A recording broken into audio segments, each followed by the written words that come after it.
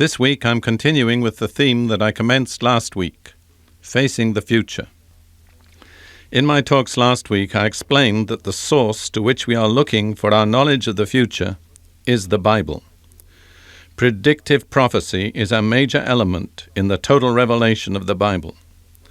The Bible definitely claims to predict the future with authority and accuracy, and it has a record of proven correctness extending over many centuries.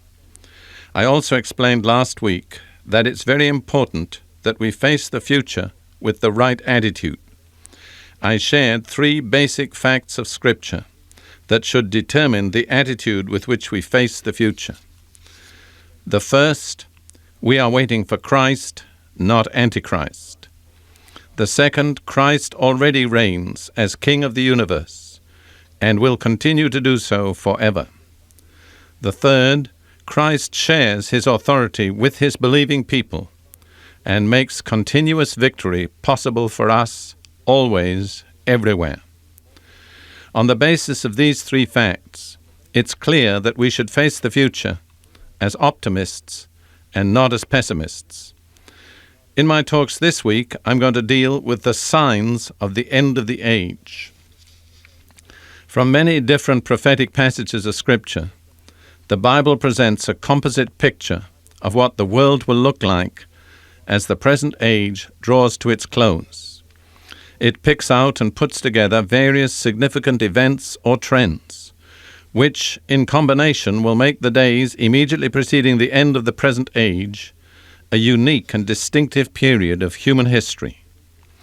In my talks this week, I'll be singling out some of the main elements in the Bible's picture of the condition of the world in these closing days of the age and presenting them to you.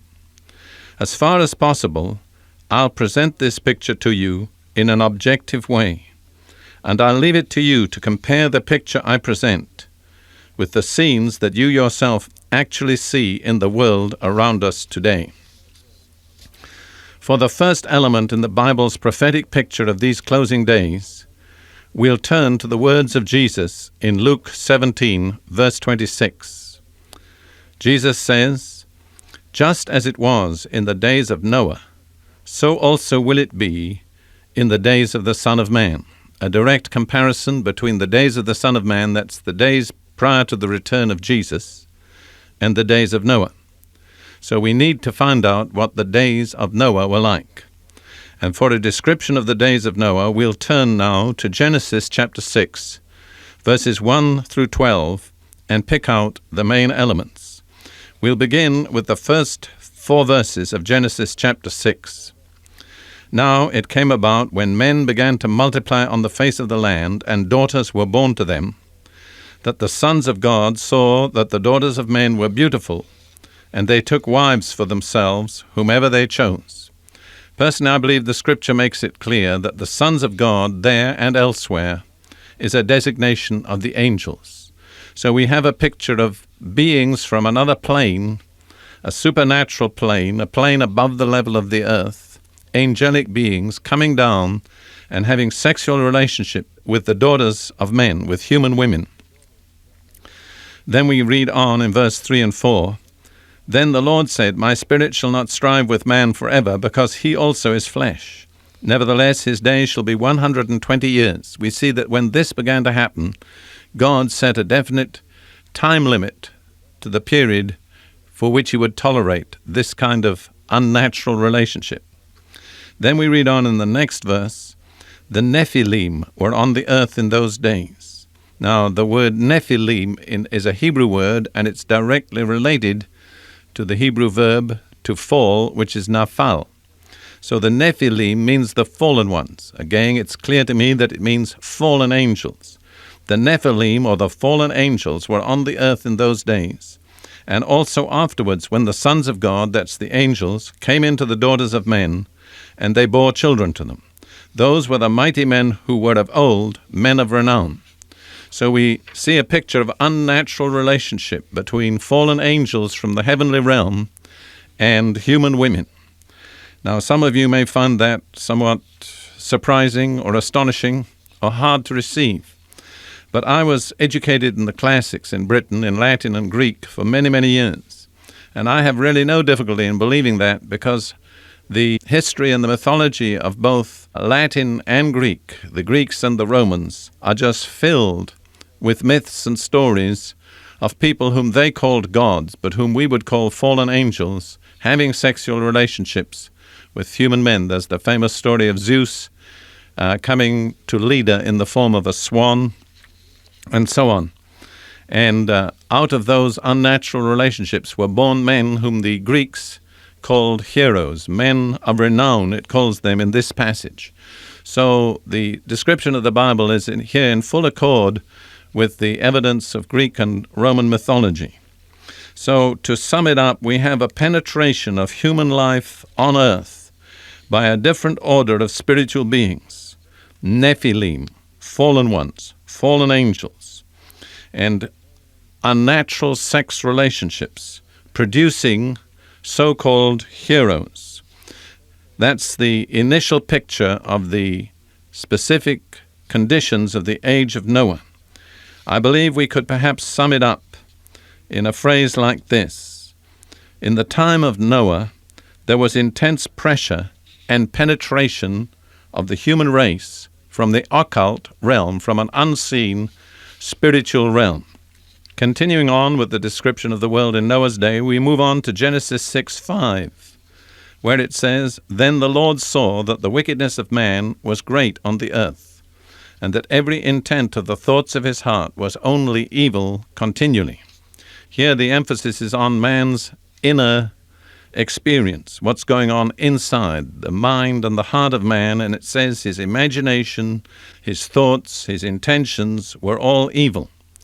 I could sum that up perhaps in the phrase, universal corruption of thought life.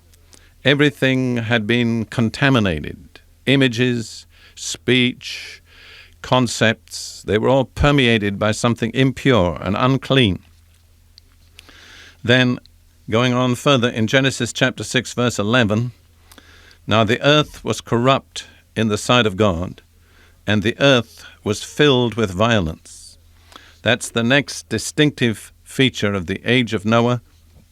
The earth was filled with violence. There was apparently a sudden upsurge of crimes of violence. Men became violent in their acts and their attitudes.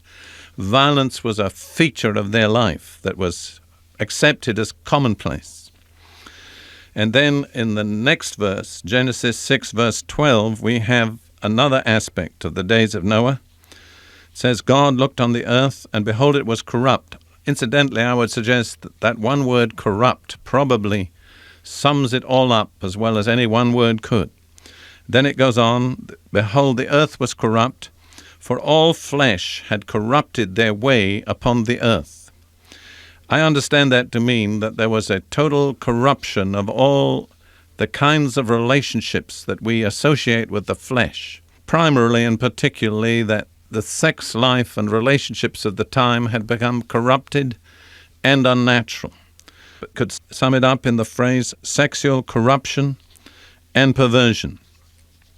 So if we put those pictures together, we can single out four distinctive aspects of the days of Noah. And as I go through these again now in recapitulation, I'm inviting you to consider how far the same is true of our society and our culture all around us today. First of all, there was intense pressure and penetration from the occult realm.